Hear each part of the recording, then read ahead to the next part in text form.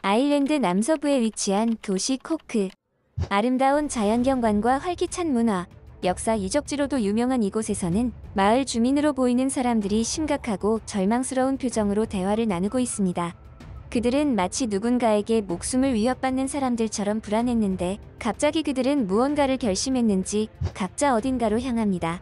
이 주민들은 중국인 상인들과 깡패들의 행패에 큰 피해를 보고 있던 주민이었고, 이대로는 자신들의 생계가 위협받는다고 판단하여 무언가 연구를 내었던 것인데요. 그런데 얼마 후 이곳에는 한국인이 운영하는 잡화상점이 하나 생기게 되고, 그 이후로 충격적인 사건들과 반전으로 동네 주민은 경악을 금치 못했다고 합니다. 도대체 이 마을에서는 무슨 일이 있었던 것일까요? 이러다가 죄다 죽겠어요. 완전히 동네 시장 경제를 죽여버리고 있잖아요. 상인들만 피해를 보고 있는 게 아니더라고요. 갑자기 나타난 동양인 인력들이 인건비를 후려치는 바람에 그쪽도 완전히 개판이 되었다던데요. 저는 아일랜드 남서부 도시 코크에서 식당을 운영 중인 아이프 오설리반이라고 합니다. 제가 오늘 여러분에게 사연을 공개하고자 하는 이유는 다소 충격적이었던 저의 경험을 여러분에게 공유하고 싶은 마음 때문입니다. 제가 사는 아일랜드의 한적하고 아름다운 도시인 코크에서는 총기 소지가 불법이고 범죄율이 타 국가보다 현저히 낮아서 치안이 좋기로 유명한 곳입니다. 게다가 워낙 시장 경제가 균형 있게 잘 잡혀 있어서 이곳에서 장사하는 사람들은 어지간하면 밥을 먹고 사는 것에는 지장이 없을 정도였죠. 저에게 있어서 지금의 식당을 운영하는 것은 단순히 돈을 버는 경제활동 하나만으로 생각하기에는 조금 더 큰 의미가 있었습니다. 이러한 식당을 운영하는 것이 저의 오랜 꿈이기도 했고, 저희 부모님이 돌아가시기 전에는 제가 식당을 운영하는 것을 꼭 보고 싶다는 유언 아닌 유언을 해주셨기에 저에게 있어서는 이 식당 운영을 운명처럼 받아들였습니다. 그랬기에 저는 이곳에서의 생활이 하루하루 행복했습니다. 그러한 일들이 생기기 전까지는 말이죠. 여느 때와 마찬가지로 저는 식당에서 손님을 맞을 준비를 하고 있었습니다. 음식 재료를 준비하고 맥주를 채워 넣는 등 평소와 같은 일상적인 업무를 했죠. 원래 장사라는 것이 손님들이 오기 전까지 모든 것이 준비가 되어 있어야 했기에 가게를 운영 중인 사장님들은 아마도 대부분 공감하실 겁니다. 장사를 하면서 가장 중요하고 힘든 시기가 영업 준비라는 것을요. 아무튼 저는 평소와 같은 양의 음식 재료들을 준비했고 손님들을 기다렸습니다. 하지만 이게 무슨 명분인지 모르겠지만 식사 시간이 되어도 손님들은 도통 보이질 않더군요. 그래서 이게 무슨 일인가 싶어서 가게를 나와 동네를 둘러보았더니 글쎄, 한 블록 건너에 새로 생긴 식당들과 상점들에 사람들이 빼곡하니 드나드는 게 아니겠습니까? 뭐야? 저런 건 대체 언제 생긴 거야? 아무래도 동네 자체가 그리 크지 않고 인구도 대도시의 인구만큼 많은 동네가 아니라서 새로운 매장이 오픈하게 되면 종종 이런 현상이 발생하곤 했죠. 하지만 워낙 시골이라 새로운 가게가 생기는 일이 잘 생기지 않았기에 그동안에는 각자의 균형 잡힌 매장들에서 적당한 매출을 올리고 있었던 것입니다. 그런데 저 식당들, 그동안 우리 마을에서는 찾아보기 힘든 아시아의 음식과 제품을 팔고 있는 매장이었습니다. 붉은색과 금색을 치장한 화려한 외형이 굉장한 이질감이 들며 묘하더군요. 저 상점들이 은근히 신경이 쓰였지만 저는 이 또한 잠시 지나가는 일이라 생각했습니다. 이는 제가 이 동네에서 그간 살아오며 체득한 일종의 경험적인 통찰력이었죠. 그동안에는 버티다 보면 해결되는 문제들이 많았기 때문입니다. 하지만 그러한 저의 생각은 얼마 지나지 않아서 산산조각이 되어버리고 말았죠. 그리고 저에게는 동양인에 대한 심각한 편견이 생겼습니다. 시간이 어느 정도 지났음에도 저희 가게의 손님들의 발길이 뚝 끊겨버려 사태의 심각성을 깨닫고 그 원인을 찾으려고 백방 노력을 했죠. 그런데 새롭게 생긴 가게들에서 그 원인을 찾았습니다. 그들이 팔고 있는 음식이나 제품들이 비정상적으로 저렴했던 것이죠. 아예 이쪽 동네의 생태계를 파괴할 만큼의 충격적인 가격들이었습니다. 그러다 보니 동네 사람들도 그 싼 맛에 맛이 들어서 기존에 자신들이 소비하던 부분들이 비싸게 느껴졌던 모양이었죠. 비단 이 일로 피해를 보고 있는 것은 저뿐만이 아니었습니다. 장사의 종목을 불문하고 하나같이 끙끙 앓는 소리가 온 동네에 울려 퍼지는 정도였어요. 만약 이대로면 기존에 이곳에서 영업하던 주민과 저는 꼼짝없이 생계에 피해를 볼 것이 뻔했습니다. 하지만 진짜 문제는 그것으로 끝이 아니었습니다. 언제부터인가 기존 영업을 하던 블록 근처에 무섭게 생긴 동양인 무리가 얼쩡거리기 시작했죠. 그런데 그들이 하는 행동은 정말이지 가관이었습니다. 안 그래도 손님이 없어서 굶어 죽을 판인데 그나마 드문드문 우리 쪽으로 다니는 주민에게 호객 행위를 하는 게 아닙니까? 자기들 가게가 있는 반대편 골목으로 사람들을 끌어들이려는 개수작이었죠. 그렇게 분통이 터지는 상황이었지만 저는 그들에게 즉각적인 항의도 하지 못했습니다. 그들은 딱 봐도 험상궂게 생겨서 깡패들처럼 보였기 때문이었어요. 괜히 나섰다가 저들에게 무슨 일이라도 당할까봐 두려웠던 것이죠. 미국도 그렇고 유럽 각지에서 이민자들에 의한 범죄들이 종종 일어나고 있다는 뉴스를 들었던 탓에 그쪽으로 조금 예민했던 모양이에요. 하지만 그럼에도 이 일을 그냥 두고 볼 수는 없었기에 우리 마을에서 자영업을 하던 주민에게 연락하여 이번 일에 대한 토의를 제안했습니다. 그렇게 한자리에 모인 우리는 이미 얼굴에서 회색이 짙었습니다. 어떤 분은 이미 가게를 정리하고 폐업을 할 생각까지 하시는 분도 있을 정도였으니까요. 여기저기에서 끙끙 앓는 소리가 들려왔죠.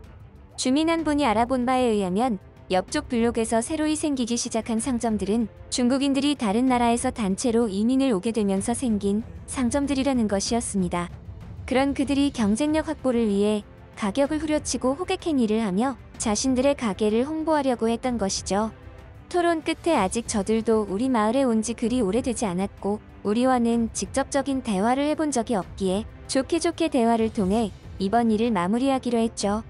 하지만 우리는 중국인 상인들과 대화를 시작하면서 큰 충격을 받아야만 했습니다. 당신들 지금 뭐 하자는 거야? 우리가 아시아인이라고 차별하는 거야 뭐야? 여기에서 당신들만 장사하라는 법 있어? 내 물건 내가 싸게 팔겠다는데 당신들이 뭔데 참견이야? 여기가 공산당이야? 좋은 말로 해결하려던 우리는 다짜고짜 고함을 치며 싸울 듯이 달려드는 저들의 모습에 크게 당황했죠. 그것으로 끝이 아니었습니다. 우리 마을 쪽에서 호객 행위를 하던 그 험상궂은 덩치 아저씨들이 손에는 각자 몽둥이 같은 것을 든 채로 우리를 둘러싸더니 은근한 협박까지 하더군요. 그래서 우리는 별수 없이 꼼짝없이 도망치듯 그곳을 벗어나 버리고 말았습니다. 아니, 도대체 저 인간들은 뭐하는 인간들이야? 굴러들어온 돌이 박힌 돌을 빼내겠다는 거야? 아무리 그래도 장사를 하면서 기본적인 도덕이 있는 것인데 저렇게 아나무인으로 나오면 뭐 어쩌라는 거지? 우리 모두는 지금의 상황이 너무나 황당했고 이를 해결하기 위해 저들에게 다가갔지만 폭력적인 저들의 언행이 무서웠고 아무것도 할 수 없는 우리 자신을 돌아보며 분노했습니다.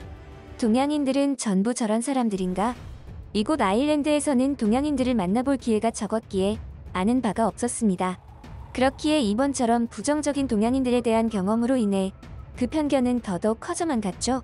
결국 우리들의 힘으로는 이번 일을 해결하기 힘들다는 것을 직감했고 주민 한 분의 의견대로 아일랜드 공권력의 도움을 받아 해결해 보려고 했습니다. 하지만 그마저도 우리는 순탄하지 않음을 깨닫고 좌절해야 했죠. 애매한 상황이군요. 저들이 확실하게 위법한 행위를 했다는 증거가 없습니다. 이런 일에는 저희가 조치를 취하기가 사실상 어렵죠. 저들이 직접적으로 여러분의 영업을 방해했다거나 위해를 가했다는 증거가 있어야 처벌할 수 있습니다. 호객 행위도 강제성에 대한 증거가 없어서 저희가 할 수 있는 게 없군요. 그도 그럴 것이 그 중국 상인들은 호객 행위를 열심히 하다가도 경찰들의 순찰이 돌 때면 귀신같이 눈치채고 자리를 뜨는 것을 반복했기에 경찰들도 무언가 행동을 취하기가 힘들다는 것이었습니다. 분명 저들은 어딘가에서 누군가 망이라도 보고 있는 건가 싶기도 했죠. 이런 식이면 우리는 정말이지 저 중국 상인 카르텔로부터 피를 말려가는 피해를 받을 것이고 결국 망하게 될지도 모르는 상황이었습니다.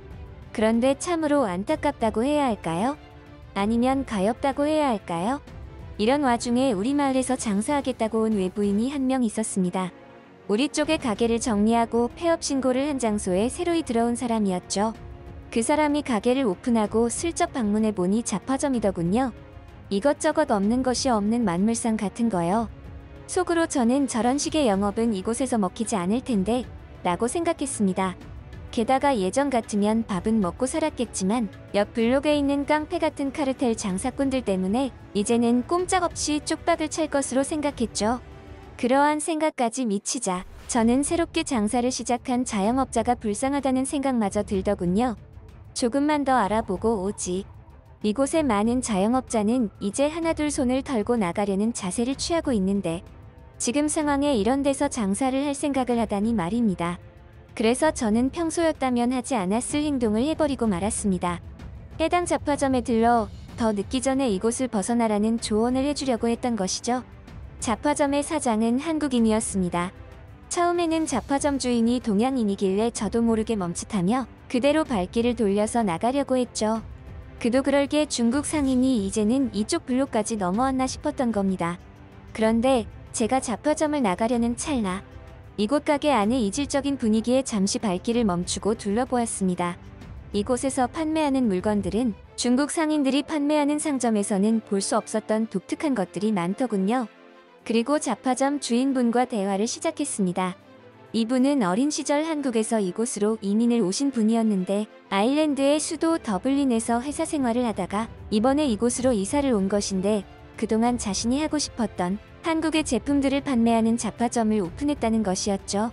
그러고 보니 이곳에 있는 제품들은 아일랜드에서는 볼 수 없었던 한국의 제품들이 많았고 금액도 비싸지 않으면서 희귀성을 지닌 제품들이라 어쩌면 이곳에서도 먹힐지 모른다는 생각을 했습니다. 이런 저의 예상은 어느 정도 맞아떨어진 모양이었습니다. 이 잡화점은 동네에서 금방 소문이 나서 유명세를 타기 시작하더군요. 특히나 이곳에서 판매하는 한국 제품들의 효율성이 얼마나 좋았던지 이제는 다른 곳의 제품은 쓰지 못할 정도였습니다. 어떻게 이렇게 좋은 품질의 제품을 이 가격에 팔 수 있을까 싶더군요. 사실 최근 들어 손님들 사이에서도 중국 상인들이 판매하는 제품들에 대한 클레임이 잦아지고 있다는 소문을 들었습니다. 그들의 제품은 그 어디에서 판매하는 제품들보다 가격 측면으로는 저렴했지만 얼마 쓰지도 못하고 망가지기 일쑤였고 먹는 음식은 예민한 사람들은 알레르기가 생기는가 하면 탈이 나는 사람들도 종종 생겼습니다. 그런 상황인지라 이곳 한국인 사장님이 운영하는 잡화점이 더더욱 인기가 급상승했던 것이죠. 심지어 한국에서는 불량식품이라고 불린다는 어떤 식품군들은 이곳 젊은 층들에서 하나의 밈처럼 유행이 되기도 했습니다. 아이들이나 젊은 층에서는 이 식품군을 안 먹어본 아이들이 없을 정도였죠. 상황이 이렇게 되다 보니 서서히 중국 상인들의 가게들의 매출은 현저히 줄어들었고 한국인 사장님의 잡화점에만 사람들이 몰리는 기현상이 나타났습니다. 중국 상인들의 가게 제품들보다 가격은 조금 더 비쌌지만 품질이나 희소성 때문에 비교가 불가한 정도였기엔 어찌 보면 당연한 현상이었죠. 그리고 이러한 동네의 분위기를 살피던 저는 서서히 입꼬리가 올라감을 느꼈습니다. 드디어 우리 모두의 오랜 수건이 해결될지도 모르겠다는 희망에 차올랐기 때문이죠. 제가 생각했던 희망은 이런 분위기가 지속한다면 결국 박리담의 원칙을 고수하며 동네 가게들의 시장 원리를 망가뜨리고 있는 중국 상인들의 가게들이 심각한 피해를 입을 것이라는 것이었습니다. 원래 박리담회라는 것이 많이 판매해야 한다는 전제 조건이 반드시 필요하기에 판매가 줄어든다면 그만큼 그 피해도 급격하게 심각해지는 단점이 존재했죠. 그렇게 다시금 우리 마을에는 평화가 찾아올 것으로 생각했습니다. 그러한 일이 있기 전까지는 말이죠. 역시나 지금의 상황을 가만히 지켜만 보고 있을 저들이 아니었습니다. 제가 너무 안일하게 생각을 했던 것이죠. 그들은 그야말로 하나의 큰 덩어리와 같았습니다. 그들끼리 서로 합심했고 조금씩 서서히 이곳에서 자리를 잡아가는 한국인 사장님의 잡화점에 일종의 해코지를 했죠. 가게로 들이닥쳐서 깽판을 치고 행패를 부리고 갔다는 소식을 들었습니다. 저는 놀란 나머지 한국 사장님의 잡화점으로 불이 나게 달려가 보았더니 아니나 다를까 사장님은 절망에 가까운 표정으로 모든 것을 자포자기한 듯 개판이 된 가게를 둘러보고 있었죠.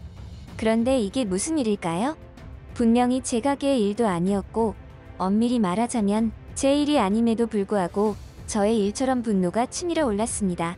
돌이켜보면 이러한 저의 감정에는 평소 한국인 사장님이 우리에게 보여준 행동과 훌륭한 인품 때문일 것이라 생각했습니다. 한국인 사장님은 새로운 곳에서 새로이 출발하는 자신이 동네의 민폐가 되지는 않을까 노심초사하며 우리에게 먹을 것과 여러 가지 생활에 도움이 되는 물건들을 나눠주기도 하셨고 정기적으로 자신의 집으로 우릴 초대하여 마당에서 파티를 주최하시기도 했죠.